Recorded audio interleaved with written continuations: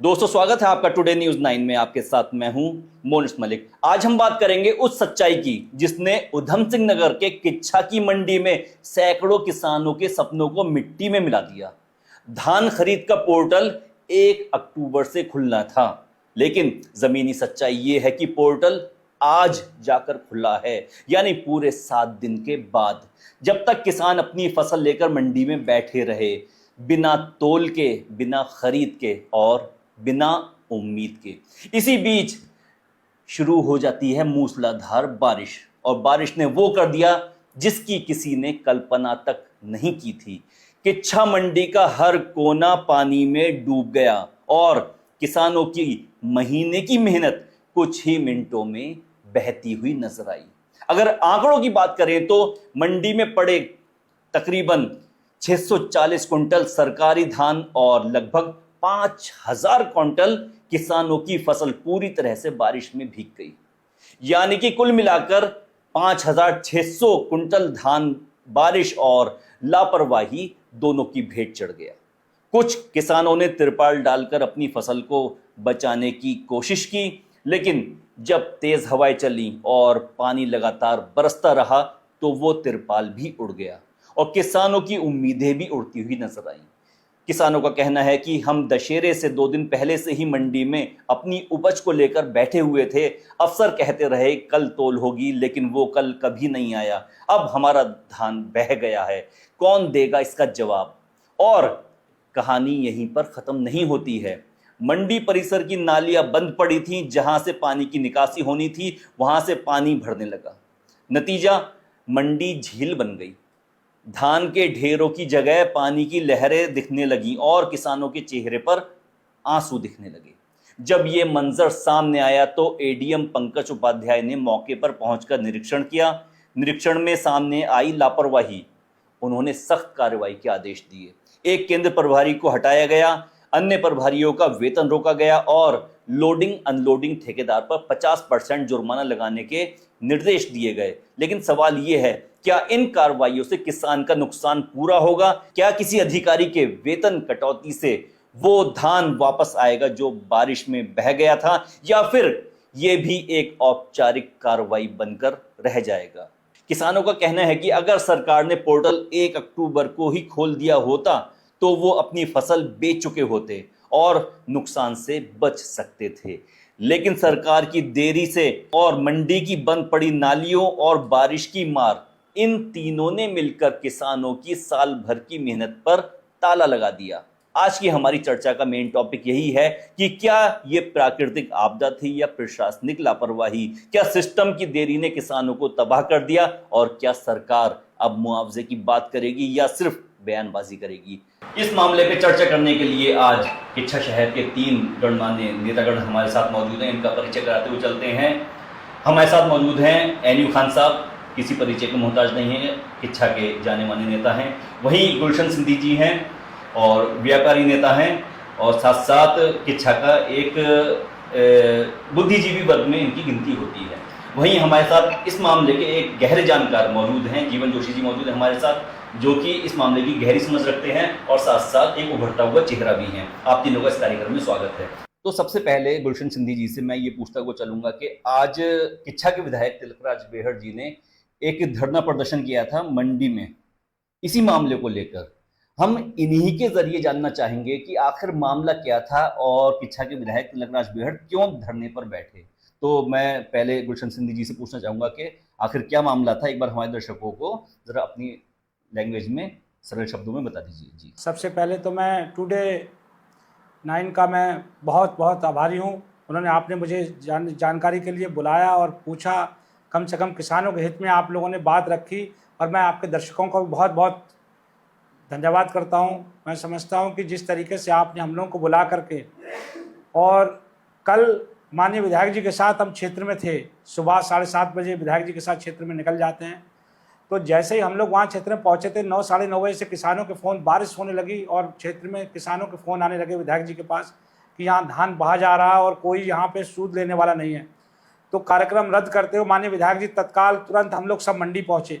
वहाँ जाके हमने हालात जब देखे तो वहाँ के किसानों के आंसू थे और कोई भी किसान जिस तरीके से हमने देखा बरसात हो रही थी और पानी बेशुमार चल रहा था, ढेरियों के ऊपर से पानी था, कोई निकासी का कोई रास्ता नहीं पानी का, और तिरपाल बहुत कम लोगों के पास उपलब्ध थे। मंगल का दिन था, टेंट हाउस की दुकानें बंद थी क्योंकि शहर बंद होता है मंगल के दिन। तो काफ़ी बेचारे किसान अपनी फसल को बचाने के लिए तमाम कोशिशें करने के बावजूद भी नाकाम गए। प्रशासन का, शासन का जो हालात थे, जो जिस तरीके से उन्होंने 1 तारीख से उन्होंने उनका अनाज लेके मंडी पहुंच गए थे। किसान किसी 30 तारीख को धान कटा, किसी को 1 तारीख का कटा, किसी का 2 तारीख का कटा। किसान अपनी सुरक्षित जगह पर वहाँ जाके पहुंच गया कि मेरा अनाज यहाँ सुरक्षित रहेगा। लेकिन सुरक्षा की जगह उनको नहीं मालूम था कि जहाँ से हम आंधी और तूफानों से खेत से बचा करके धान को लेकर के वहाँ पहुँचेंगे, वहाँ जाने के बाद भी वो बेचारे सुरक्षित नहीं रहे, वो अपनी धान को बचाने में नाकाम रहे और वहाँ चीखते रहे, चिल्लाते रहे, कोई सूझ लेने वाला नहीं। जबकि धान जिस तरीके से 3-3, 4-4, 5-5 दिन उनको ढेरियों को रखे हुए हो गए थे, उनका धान तुल जाना चाहिए था। क्यों नहीं तुला, इस बात को हम समझ नहीं पाए। जबकि पोर्टल खुलने में इतना विलंब क्यों हुआ, जब सरकार ने ये तय कर दिया था कि 1 तारीख से हम धान की तुलाई शुरू करेंगे, प्रारंभ हो जाएगी, तो 31-30 तारीख से धान वहाँ मंडी में आना शुरू हो गया था। तो उसके बावजूद भी सरकार की व्यवस्थाओं को देखते हुए किसान बड़ा परेशान था कि उसकी जब धान नहीं तुली, 5-5, 6-6 दिन वो बेचारे वहाँ सोते रहे, ढेरियों पे सोते रहे, और लास्ट में ऐसी आपदा ने आकर के सारा तहस नहस कर दिया। आंधी तूफान ने ऐसा माहौल बन गया कि किसान बेचारा, मैंने देखा कुछ किसान तो अपने नालियों में लेट करके अपनी धान को बचाने की कोशिश कर रहे थे, लेकिन उसके बावजूद भी अपनी धान बचाने में काफ़ी किसानों का धान वहाँ बह गया। विधायक जी ने लाइव जब चला तो उसके बाद प्रशासन जो है कुछ हरकत में आया, कुछ प्रशासन के लोग बाद में वहाँ पहुँचे। मैंने देखा कि जो बता रहे थे एडीएम साहब पहुँचे और भी जो अधिकारी जो कांटों से संबंधित थे वो पहुँचे, लेकिन ऐसा नहीं होना चाहिए था। किसान जो उम्मीद लेके 1 साल फसल अपने खेत में अपना सारा सोना तक गिरवी रख के, बच्चों की गुल्लकें तोड़ करके फसल को उगाने के लिए अपनी मेहनत करके, धरती माता की सेवा करते हुए फसल को बोने का काम करता है, उसकी सेवा करने का काम करता है, और साल भर के बाद 6 महीने के बाद जब फसल उसकी पक जाती है तो इस तरह से बर्बाद होती है, तो उस बेचारे का पहले से तय होता है कि मैं इस फसल से अपनी बेटी की शादी करूंगा, इस फसल से मुझे अपनी वाइफ का ऑपरेशन कराना, इस फसल से मुझे अपने बच्चों की पढ़ाई की फीस देनी है, इस फसल से मुझे दूध का पैसा देना है, इस फसल से मुझे जो बाकी का लाला का कर्जा है वो उतारना है। जब सारी चीज़ों को देखते हुए जब उसकी फसल बर्बाद होती है तो उसको लगता है कि मेरा अब तो कोई नहीं है, भगवान के सहारे बैठता है। सरकार से उम्मीदें जो होती हैं वो ख़त्म हो जाती हैं, प्रशासन से उम्मीदें ख़त्म हो जाती हैं। और मैंने देखा कि जितना पे वहाँ पे किसान था, किसी की 3 एकड़ ज़मीन वाला था, कोई 5 एकड़ ज़मीन वाला था, बेचारा आंसुओं से था, विधायक जी के आगे गुहार लगा रहा था। विधायक जी ने तमाम अधिकारियों को तत्काल कहा कि इसकी तुरंत सुध लीजिए, लेकिन जिस तरीके से बर्बादी वहाँ हो चुकी थी और किसान का अनाज मैंने देखा 60% अनाज उसका, 50% अनाज वो ढेरियां बिल्कुल बर्बाद हो चुकी थी। ऊपर का धान बचा था, बाकी नीचे का सारा गल गया। आज भी इस चीज़ को महसूस किया, लोगों ने देखा भी, लेकिन इसकी चिंता सरकार को करनी चाहिए थी, क्यों नहीं की। जो आंकड़े सामने निकल के आए हैं, मोटे मोटे आंकड़े, वो ये है कि 5000 कुंतल जो धान बर्बाद हुआ है वो किसानों का बर्बाद हुआ है। देखिए, जो तुल गया वो तो उन्होंने सेव कर दिया होगा, जो नहीं तुला, जो किसान की ढेरियां पड़ी थी वो वहां से बेचारे बचा नहीं पाए। अगर वो तुल गया होता, 5-5, 6-6 दिन पहले का अनाज रखा हुआ अगर तुल गया होता तो किसान अपना बेचारा घर चला गया होता, उसका चेक आ जाता, उसकी पेमेंट आ जाती, उससे अपना उसका कारोबार चलता, वो अपने घर के परिवार के सारे। अच्छा, यहाँ पर एक बहुत बड़ा सवाल यहाँ पैदा होता है, मैं जीवन जोशी जी से उस सवाल का जवाब देना चाहूंगा। ये जीवन जोशी जी, 1 तारीख को सरकारी पोर्टल ओपन होने की बात सामने आती है कि 1 अक्टूबर से सरकारी पोर्टल ओपन हो जाएगा और धान की तौल शुरू हो जाएगी, लेकिन आज 8 अक्टूबर हो जाती है और आज जाकर 7 दिन के अंतराल के बाद जाकर अब पोर्टल ओपन होता है और इसी बीच बारिश भी आ जाती है।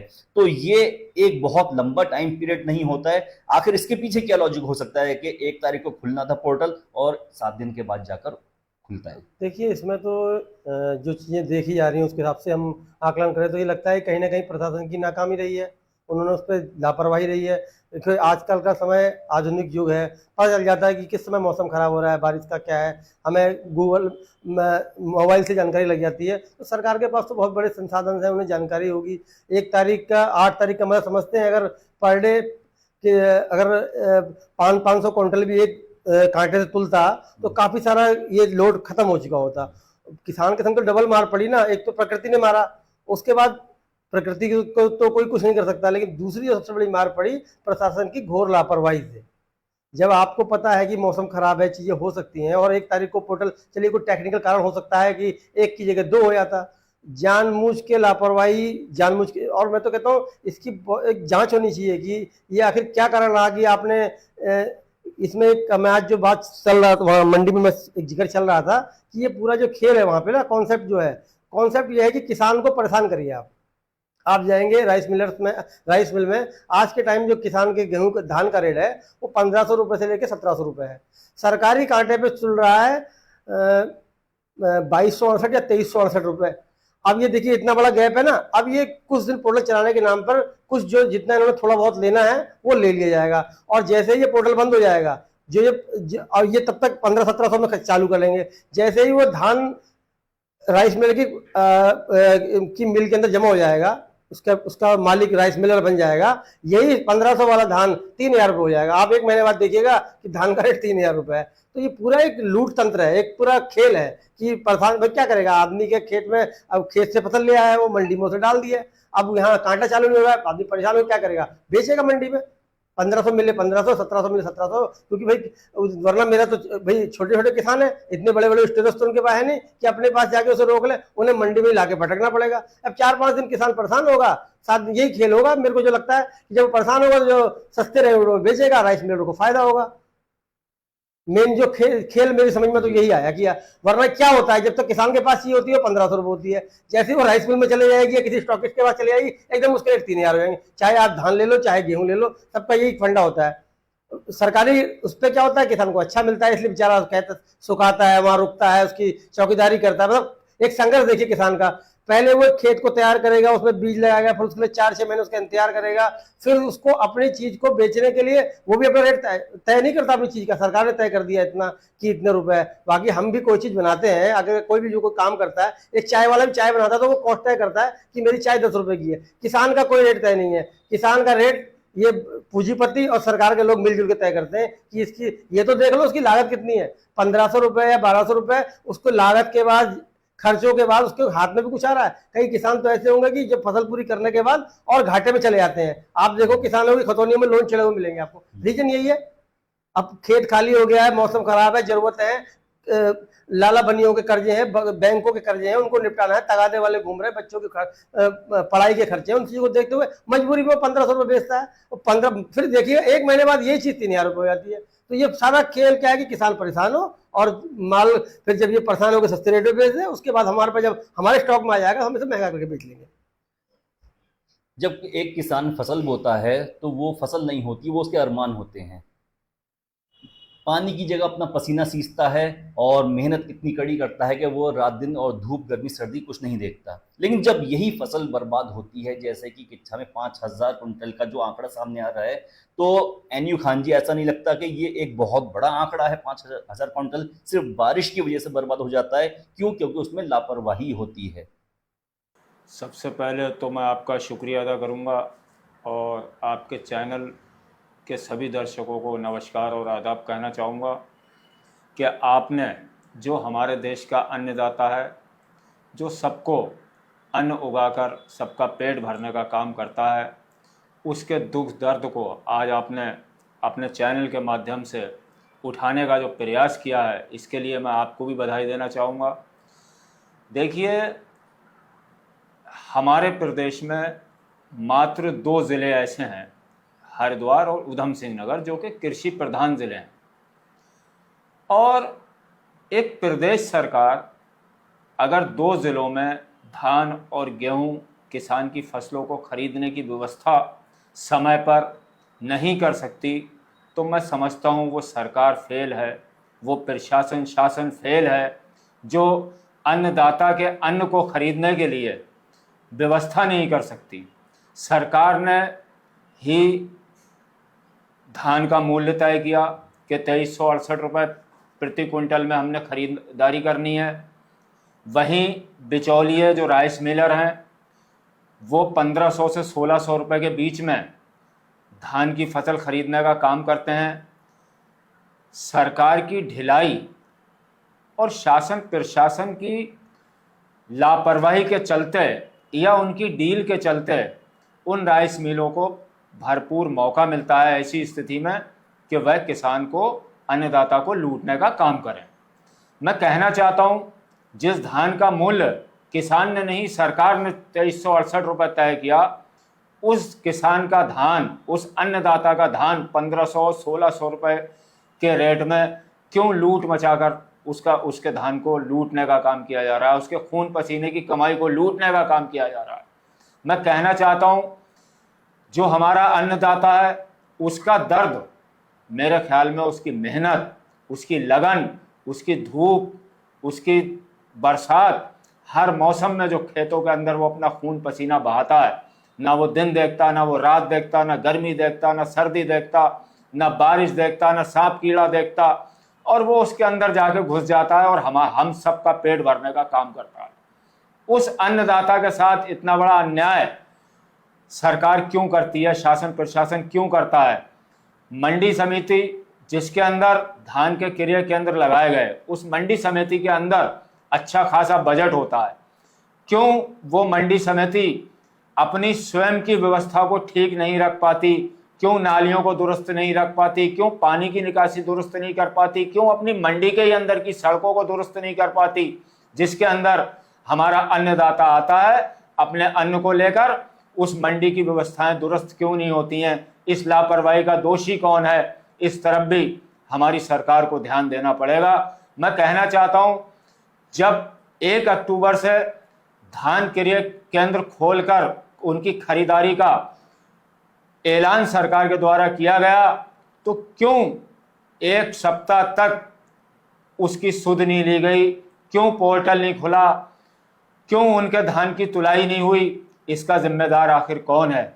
मैं उत्तराखंड सरकार से मांग करता हूं कि जो हमारे अन्नदाता का, किसान भाइयों का जो नुकसान बारिश में भीगकर हुआ, क्यों नहीं मौसम की जानकारी आजकल गूगल पे पहले से आती है, क्यों नहीं सरकार ने वहाँ तिरपालों की और धान को समुचित तरीके से ढकने की व्यवस्था की, उसको बचाने की व्यवस्था क्यों नहीं की? इसका जिम्मेदार कौन है? मैं कहना चाहता हूं, एक तो जो हमारे कल विधायक जी ने दौरा किया और आज जो धरना दिया, आज अधिकारी काफ़ी एक्टिव नजर आए और उन्होंने उसको सीरियसली लिया विधायक जी की से वार्ता के समय, लेकिन जो अन्नदाता का नुकसान हो चुका है। कल जैसी बात सामने आई थी, कल एडीएम साहब पहुंचे थे, कुछ कर्मचारियों पर गाज गिरी है, कुछ कर्मचारियों का वेतन रोका गया है। वहीं आज एसडीएम साहब भी पहुंचे हैं, उनके साथ साथ तहसीलदार साहब भी पहुंचे थे आज। देखिए, कर्मचारियों का वेतन रोकने से जो किसानों का, हमारे अन्नदाता का जो नुकसान हुआ उसकी पूर्ति नहीं की जा सकती। मैं वही कहने जा रहा हूं कि सरकार से हम लोग अनुरोध करते हैं, उससे मांग करते हैं, विनती करते हैं कि हमारे अन्नदाता के लिए, ताकि वो अपनी हिम्मत को बरकरार रख सके, अपने हौसलों को बरकरार रख सके, आगे भी अन्न उगाने के लिए वो तैयार रहे, उसके लिए जो भी हमारे अन्नदाता का नुकसान हुआ है, जो उसके साथ जो लापरवाही हुई है, उन लोगों के खिलाफ कार्रवाई भी होनी चाहिए, और जो हमारे अन्नदाता का नुकसान हुआ है उसके लिए सरकार जल्द से जल्द मुआवजे की घोषणा करे और किसानों को मुआवजा उपलब्ध कराए, जिससे उनके नुकसान की भरपाई की जा सके। मैं सिंधी जी से पूछना चाहूंगा कि बारिश हर साल आती है, ऐसा तो नहीं है कि धान बोए गए हैं और पहली बार बारिश आ गई है। ये प्रॉब्लम, ये दिक्कतें हमेशा सामने आती रहती हैं और बारिश का कोई भरोसा नहीं कब आ जाए। हालांकि मौसम की जानकारी तो पहले से उपलब्ध हो जाती है, लेकिन वो एग्जैक्ट नहीं होती, उसमें भी अनुमान ही लगाया जाता है। तो क्यों ना इनकी तैयारी पहले की जाए कि अगर बारिश आ गई तो हमें क्या कंडीशन फेस करनी पड़ेगी, और अगर नालिए बंद हैं तो पानी की निकासी कैसे होगी, तो ये तैयारी पहले नहीं की जा सकती थी क्या? देखिए, आपने जो बात सवाल किया, बहुत अच्छा सवाल है आपका। अगर बारिश पहले आती है, जैसे नगरपालिका है, मैं आपको एक उदाहरण दे रहा हूँ, बारिश से पहले ही 1-2 महीने पहले से ही वो नालियाँ सफ़ा कराने का कार्य प्रारंभ करती है। ऐसे ही मैं मंडी समिति में, जहाँ पर आपको पता है कि पूरे ब्लॉक का लगभग पूरे ब्लॉक का, वहाँ पर 3 विधानसभाओं का लगभग वहाँ पर अनाज आता है, और जब आपको पता है कि पूरे ब्लॉक का अनाज इस मंडी में आता है, उसकी नालियाँ चौक पड़ी हैं और उसके बाद जो चबूतरे हैं वहाँ, आपने जो धान तोला वो तो आपने तुलवा करके चबूतरों में रख दिया, आप तो सेफ हो गए। लेकिन जो धान किसान का पड़ा हुआ है, नीचे फर्श पर पड़ा हुआ है, वो सेफ नहीं है। आपने अपने माल को तुलवाने के बाद सेफ कर दिया। अगर आपको यही सब करना है तो चबूतरे की व्यवस्था और करवाते। क्या मंडी समिति के पास या पूरे प्रदेश के अंदर जो व्यवस्था है, मैं तो मंडी परिषद का डायरेक्टर भी रहा हूँ उत्तराखंड के अंदर, कहीं पैसे की कोई कमी नहीं है। आप कम से कम मंडी परिषद से मंडी समिति में पैसे की मांग करके सारी व्यवस्था को ठीक कराते और कहीं कोई दिक्कत नहीं आती कि चबूतरों कमी थी, चबूतरों कमी को पूरा किया जाता, डिमांड के हिसाब से काम करते। लेकिन आपने ऐसा नहीं किया।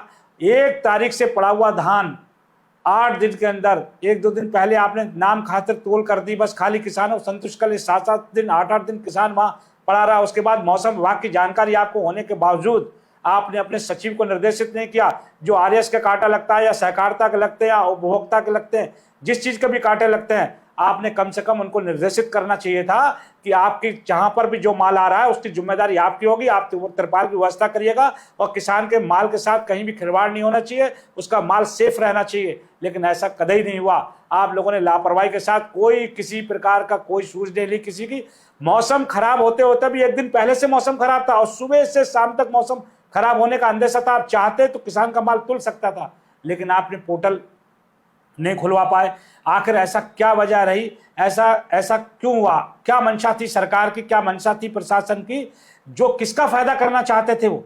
क्या किच्छा के अंदर राइस मिलरों के साथ उनकी मिलीभगत थी जो किसान का माल न तुल पाए और किसान होने पोने में जो बाकी ट्रालियां मंडी में जगह नहीं है तो किसान मजबूरी में आके कहीं और किसान राइस मिलों में माल होने पोने में 1500, 1400, 1300 में बेच दे? इसकी मंशा तो यही दिखाई देती है मुझे कि आप जो है मंडी के अंदर स्टॉक हो जाए, मंडी में किसान को जगह माल रखने की नाम ले और किसान बादल को देखते हुए अपना माल राइस मिलों में बेच दे और औने पौने बेच दे। उससे क्या है कि किसान का नुकसान हो जाए और राइस मिलों का फायदा हो जाए। इसका मतलब तो कहीं ना कहीं आपकी मंशा किसान के प्रति अच्छी नहीं थी। आपने किसान का नुकसान तय करना था कि किसान अपना माल बेच के सस्ते में हो जाए और हम राइस मिल वाले से उसको लाभ मिले और राइस मिल वालों से आपकी मिलीभगत थी। मैं कहना चाहता हूं, आपने किसान के अरमानों का खून किया है और किसान के आंसू कभी खाली नहीं जाते हैं। और जब जब आपने किसी किसान को रोते जिस देश में देखा है, उस सरकारों का बहुत अच्छा हाल नहीं हुआ है। अगर आपने किसानों का, आज किसान यहाँ का रोएगा तो निश्चित रूप से उस देश में, उस प्रदेश में, मैं आपसे कहना चाहता हूं,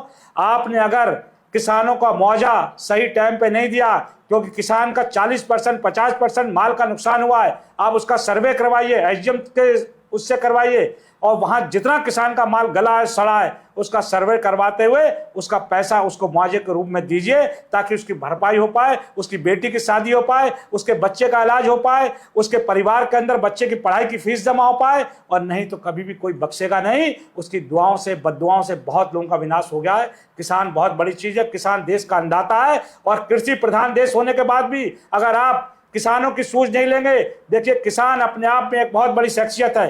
किसान से बड़ा कोई राजनेता नहीं है, किसान से बड़ा कोई देश नहीं है, किसान से बड़ा कोई प्रदेश नहीं है। किसान ने जब जब हुंकार भरी है तो सरकारों को हिला के रख दिया है। मैं कहना चाहता हूं प्रदेश सरकार से, माननीय मुख्यमंत्री जी को आगाह करना चाहता हूं कि आप भी एक किसान के एक अच्छे परिवार से हैं। मैं कहना चाहता हूं, मुझे पूरा भरोसा है कि आप निश्चित रूप से किसानों को सूझ लेते हुए माननीय मुख्यमंत्री जी उनका मुआवजा देने की घोषणा करेंगे और कम से कम अधिकारियों को आप निर्देशित करेंगे कि जिनकी लापरवाही से ये नुकसान हुआ है उस अधिकारियों पे कम से कम गाज गिरनी चाहिए ताकि वो कभी भी जीवन में इतनी बड़ी लापरवाही न करें। एक अनाज का दाना खाना खाते वक्त भी गिर जाता है तो अफसोस होता है। हम लोग अगर खाना खाते हैं कि अगर थाली में चावल छूट जाते हैं तो लापरवाही में हम नंगर भी किसी का करने जाते हैं तो उतना ही नंगर बांटने का काम करते हैं कि अनाज का नुकसान नहीं होना चाहिए। क्योंकि अनाज एक ऐसी चीज है, हम लोग जब व्रत रखते हैं तो अन्न बचाने के लिए व्रत रखते हैं कि इस अनाज को बचाने के लिए एक दिन के लिए हम व्रत रखते हैं ताकि जिन देशों में, जिन प्रदेशों में अनाज की कमी है उन देशों में अनाज की पूर्ति हो पाए। और यहाँ तो तमाम 5000 के आसपास नुकसान हो गया तो इसकी भरपाई कौन करेगा? मैं कहना चाहता हूं, ये एक मैसेज है आप सरकारों के लिए अगर इसका आपने मुआवजा नहीं दिया तो किसान निश्चित रूप से सड़कों पे होगा। और अभी भी कुछ नहीं बिगड़ा है, अभी तो बहुत कम नुकसान जितना भी हुआ उसकी भरपाई आप कर सकते हैं। आप सक्षम है, आपकी सरकार है, केंद्र में आपकी सरकार है, प्रदेश में आपकी सरकार है, आप जब चाहें तो किसानों को जो है मरहम लगाने का काम कर सकते हैं। और मुझे भरोसा है कि आप ये मरहम जरूर लगाएंगे, ताकि किसान पहले ही अपनी मार में रहा है। किसान को पहले यूरिया नहीं मिला, किसान को पहले डीएपी नहीं मिला, उसके लिए भी धरना प्रदर्शन किया, बहुत मुश्किल से अपनी फसल को उगा करके मंडी में लाया वो। और आज पहले खाद की मार, अब बरसात की मार, उसके बाद आपकी लापरवाही की मार, अगर मुआवजा नहीं मिला तो निश्चित रूप से किसान, हमारे देश का किसान का मनोबल टूटेगा। और जब मनोबल टूटेगा तो निश्चित रूप से देश के अंदर बहुत बड़ी आपदा आएगी। मैं कहना चाहता हूं, किसान का मनोबल टूटने के बाद वो अपने लापरवाही के साथ, अगर जिस दिन देश के अंदर किसान एक हो गया, उसने फसल उगाने से रोक लगा दी और वो लापरवाही हो गई, तो पूरा मैं समझता हूं किसान, देश का अन्नदाता जिस दिन नाराज हो जाएगा तो उस दिन देश का भला होने वाला नहीं है। हमारे देश से बहुत जगह और भी अनाज सप्लाई होता है। हमारे देश की वजह से,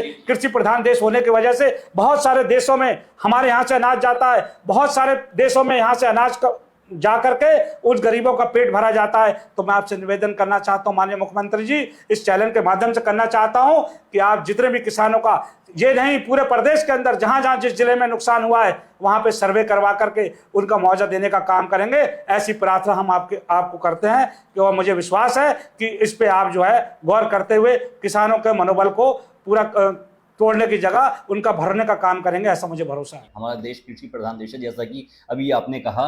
इसी बात पे एक सवाल ये पैदा होता है कि जीवन जोशी जी, कि कृषि प्रधान देश है, समाज के सबसे निचले तबके पर, तबका तो वर्ड यूज करना यहाँ सही नहीं रहेगा, आधार, समाज का जो निचला आधार है, वहां पर मजदूर हो गए, किसान हो गए, लेबर वर्ग हो गया, तो ये लोग आते हैं। लेकिन जब अनदेखी की बात आती है तो अनदेखी सबसे पहले इन्हीं लोगों की होती है। ऐसी खबरें हम लोग आमतौर पर सुनते रहते हैं कि किसान ने अपनी फसल के ऊपर ट्रैक्टर चला दिया, वो आलू लेकर गया था मंडी में, लेकिन उसे वो रेट नहीं मिल पाए तो उसने आलू गिराने के बाद उन पर ट्रैक्टर चला दिया, या टमाटर के रेट नहीं मिल पाए, उसने टमाटर अपना बर्बाद कर दिया। तो हमेशा ऐसी ज्यादती किसान के साथ ही क्यों सुनने में आती है? देखिए, इस विषय को आप अगर गंभीरता से सोचेंगे ना तो उसका एक अलग पहलू है। हम अगर इस टॉपिक को लेकर चलते हैं, जो यहाँ का वर्तमान मुद्दा है धान का, तो आप इस एरिया को पूरा देखेंगे, पूरा उधम सिंह नगर को, ये पूरा एक बेल्ट है, ये पूरे बेल्ट राइस मिल्स बेल्ट है। और ये इलाका एग्रीकल्चर मतलब हमारे प्रदेश के लिए, मुखिया के लिए शर्म की सबसे बड़ी बात क्या है ना, कि अगर ये काम यूपी में हो रहा होता, बड़ा स्टेट है, गलतियां लापरवाहियां समझ में आता है। अब 13 जिले हमारे प्रदेश में कुल हैं, उसमें से मूलतः 2 जिलों में, 2 की जगह आप थोड़ा नैनीताल को ले लीजिए और थोड़ा देहरादून को ले लीजिए, मूलतः जो हरिद्वार और उधम सिंह नगर, ये जो है कृषि प्रधान मानिए, ये सबसे ज्यादा कृषि यही होती है, इन्हीं में होती है, ये जिले हैं। अब हमारे को खाने को तो चाहिए भाई, अगर यहाँ पैदा होता है तभी तो आगे खाया चलेगा भाई, खाने के लिए भी तो चाहिए। अब हमको सिर्फ 2 जिलों के सप्लाई को पूरा नहीं कर पा रहे हैं, उन 2 जिलों के किसानों की फसल को नहीं खरीद पा रही सरकार। 2368 रुपए का मूल्य देने के लिए वो जो पूरा तंत्र है, पूरा खेल क्या है ना, मैंने आपको पहले भी कहा था, खेल यह है कि किसान परेशान हो। 7 दिन पोर्टल लेट करने का मतलब क्या है? वो तो 60वें दिन भी तब खुला है जब कल माननीय विधायक जी बेहड़ जी वहां पहुंचे और आज उन्होंने धरना दिया, तो आज सुबह काम में तेजी दिख रही थी। मनसा अभी भी चालू करने की नहीं थी, मनसा ये थी कि इन्हें 10-15 दिन परेशान करो, जब इनका धान यहाँ पड़ा रहेगा, ट्रालियों में पड़ा रहेगा, आदमी ट्राली खाली करेगा, भाड़े की ट्रालियां होती हैं, भाड़े के ट्रैक्टर होते हैं, उनसे चीजें पहुंचानी होती हैं, तो वो कहेगा 1300 जब मिल रहा है तो मेरा किराया लग रहा है 1000 रुपये रह जाएगा। तो वो मजबूरी में जब किसान परेशान हो तो राइस मिल पे जाए माल और फिर उसके बंदर बांट हो, यही। और उसके बाद वही माल 15 दिन 1 महीने बाद जब ये चीजें नॉर्मल हो जाएगी तो यही जो तुम्हारा धान 1200 का रेट है, वही धान आपका 3000 रुपये 2500 रुपये आपको राइस मिल में दिखेगा। तो मूल जो समस्या क्या है कि हमारे यहाँ गवर्नमेंट को चीज को खरीदना, जैसे आपने कहा कि आलू के किसानों ने अपना खेत जोत दिया, अब आलू अगर 1 रुपये किलो बिकेगा, मंडी का भाव 1 रुपए है, तो आदमी अपने खेत से लेबर लगाएगा, उसका 3-4 रुपए तो उस लेबर में लग जाएगा कि उसको तुलवाना है, कट्टों में पैक करना है, ट्रांसपोर्टेशन है, उसको वहां तक पहुंचाना है। तो जब आपको लगता है कि बिकना 1 रुपए है और लागत 3 रुपए की है, तो उसको क्या करें, खेत को जोत दे, आग लगा दे, बंद कर दे। तो वो बड़ा फ्रस्ट्रेट, और किसान के संग उसके संग पूरा एक उसका अपना परिवार जो वहाँ जॉब करती है लेबर, उनका परिवार, पूरा एक चैनल, पूरा एक सर्किल है, वो काम करता है। लेकिन सरकार को इस वक्त ध्यान देना चाहिए। पहले भी सेंट्रल गवर्नमेंट ने कहा कि किसान की आय दुगनी कर दी जाएगी। अरे आय दुगनी छोड़ो, जो रेट आप एमएसपी तय कर रहे हो उस पर उसका माल तो सारा खरीद लो। माल खरीदने को तैयार नहीं है, बड़ी बड़ी बातें होती है। तो मेरा तो यही निवेदन है कि जहां भी किसान के संग इस तरह की घटनाएं घटती है, हमारे बड़े भाई ने भी कहा कि भाई अगर नुकसान हुआ है तो किसान को एक जायज मुआवजा, जो खास तौर से जो आपके कम से कम कहीं जिम्मेवारी नहीं ले लेते हो। मंडी समिति के अंदर जो गेहूं आ गया, वो तो एक प्रकार से लाइबिलिटी होगी ना समिति की या सरकार की। वो गेहूं अगर वहां जाके बर्बाद हो रहा है, उसका नुकसान हो रहा है, तो उसका मुआवजा तो 100% उसको देना चाहिए। और भी पूरे इलाके का सर्वे करा के जो नुकसान हुआ है, तो किसानों के जख्मों पे मरहम लगना चाहिए, बहुत जरूरी चीज है। और आगे से इसी की पुनरावृत्ति ना हो। पूरा ये जो स्कैंडल है, इसके ऊपर पूरा सरकार गौर करे। भाई 2 जिले आपके यहाँ, 2 जिलों को की एक आप खरीद नहीं कर पा रहे हो। अगर सपोज करो 13 जिलों में अगर धान की पैदावार हो रही होती, तो ये सरकार तो मुझे लगता है 1 महीने तक नहीं कराती इस चीज को चालू। तो इसमें बहुत ज्यादा गहनता से अध्ययन करने की जरूरत है, और ये कोशिश करने की जरूरत है कि आखिर ये क्यों लेट हो रहा है, उस पर सरकार को आगे कार्रवाई करनी चाहिए। और ये कोशिश करनी चाहिए कि समय से खरीदो, समय से चीजें वहां पहुंचे।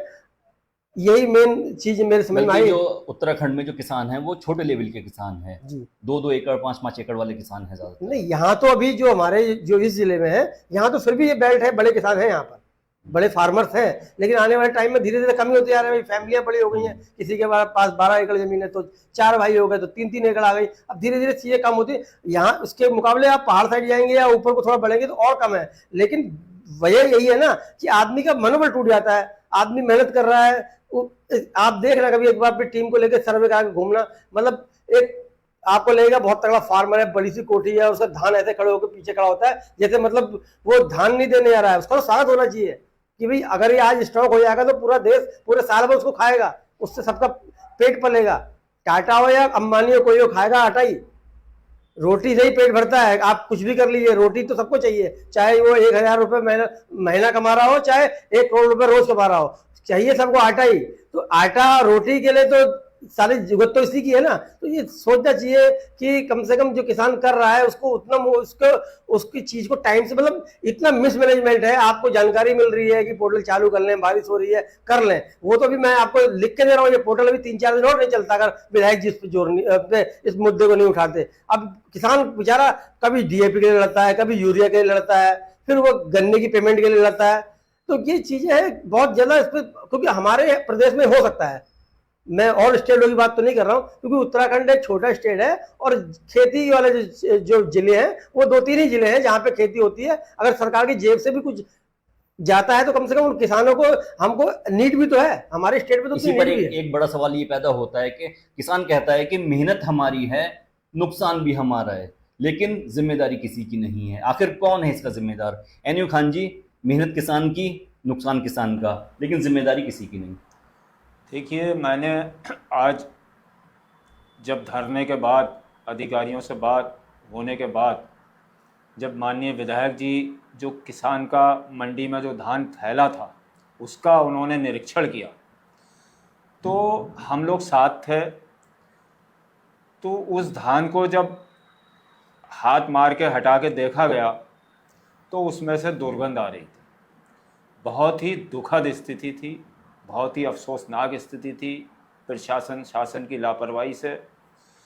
और किसान पहले ही बहुत ज़्यादा दर्द और तकलीफ़ से गुज़रा हुआ था, क्योंकि इस बार कई वर्षों के बाद पहली बार ऐसा देखने को मिला कि खाद की भी ज़बरदस्त किल्लत रही। खाद, दवाएं, सारी चीज़ें बेतहाशा महंगाई वृद्धि हो चुकी है। तो कैसे न कैसे करके किसान ने उधार कर्ज से और अपनी किस तरह की मेहनतों के चलते उस धान को उगाने का काम किया, हम सबका पेट भरने का काम किया। और उस किसान के धान की जो स्थिति मैंने देखी, उसमें से दुर्गंध आते देखी, तो बस आपको बता नहीं सकते कितना कष्ट हुआ। और सिस्टम पे जो है शर्म आ रही थी कि सिस्टम की मार का परिणाम है ये, जो धान किसान ने अपनी कड़ी मेहनत से खून पसीना बहा के तैयार करके ला के मंडी में रख दिया, और उसके बाद पोर्टल का बहाना। आप बताइए क्या ऐसी समस्या पोर्टल में आ गई? 2 घंटा 4 घंटा नहीं चलेगा पोर्टल, एक दिन नहीं चलेगा, अगले दिन तो चलना चाहिए ना पोर्टल। आखिर एक सप्ताह पोर्टल का ना चलना अच्छा, कारण क्या दिया गया? संदेह पैदा करता है। कुछ कारण दिया गया होगा कि टेक्निकल एरर था देखिए, या फिर कारण अभी नहीं खुलेगा? क्या टेक्निकल कारण हो सकता है? आपको पता है हमने 1 अक्टूबर से तैयारी करनी है, तो आप उसका अभ्यास क्यों नहीं करा पाए पहले से? तैयारियां क्यों नहीं करा पाए पहले से? आपको अभ्यास कराना चाहिए था और आपको तैयारियां करनी चाहिए थी, पोर्टल को चेक करना चाहिए था कैसे चलना है, कैसे क्या होना है, हमारा रेडी है नहीं है। उन सारी चीज़ों को देखने की जिम्मेदारी आखिर किसकी है? किसानों की है क्या या मजदूरों की है? वो जिम्मेदारी भी तो सरकार की है, सरकार में बैठे हुए अधिकारियों की है, संबंधित विभाग के अधिकारियों की है। आखिर क्यों इतनी बड़ी लापरवाही कि 1 सप्ताह तक पोर्टल का ना चलना? ये कितनी बड़ी लापरवाही है। मेरा लास्ट में यही कहना है कि जो हमारे देश का अन्नदाता है वो सारे देशवासियों के पेट को भरने का काम करता है, अन्न देने का काम करता है। भविष्य में जो आज इस बार लापरवाही हुई है, भविष्य में एक ऐसी व्यवस्था बनाई जाए, फसलें लगातार पैदा होंगी, जब तक दुनिया है तब तक ये चलेगा, तो भविष्य में आगे से इस तरह की प्रॉब्लम ना आए, इस तरह की दिक्कत ना आए, हमारे देश के किसान द्वारा उगाया गया अन्न की बर्बादी ना हो और किसान का नुकसान ना हो। इन सब चीज़ों को ध्यान में रखते हुए आगे से अच्छी व्यवस्थाएं सरकार को करनी पड़ेंगी, इसमें कड़े निर्देश देने पड़ेंगे अधिकारियों को, लापरवाही के लिए जिम्मेदारों पे के खिलाफ कार्रवाइयाँ करनी पड़ेंगी। और लास्ट में यही कहना चाहता हूँ, किसानों को मरहम लगाने के लिए जो भी उनका नुकसान हुआ है उसका पूरी तरह से अध्ययन कराने के बाद उनको जो है उचित मुआवजा हर कीमत पे सरकार को देना चाहिए। मैं माननीय मुख्यमंत्री जी से यही मांग करूंगा कि किसानों को जो भी नुकसान हुआ उनको मुआवजा प्रदान किया जाए। तो चलिए, जैसा कि आपने देखा कि जिस तरीके की आपदा किच्छा की मंडी में हमें देखने को मिली, किसानों का धान बर्बाद हो गया, एक बहुत बड़ी फसल बर्बाद होते हुए अपनी आंखों से हमने देखी। तो उम्मीद है कि इस पक्ष में कोई ना कोई सकारात्मक पहलू निकलकर सामने आएगा, जिस तरीके किसानों के चेहरे पर जो इस वक्त दुख के आंसू हैं वो खुशी में तब्दील हो जाएंगे। ऐसे ही मुद्दों पर और चर्चा कराते रहेंगे। हमसे जुड़े रहें और देखते रहें टुडे न्यूज़ 9।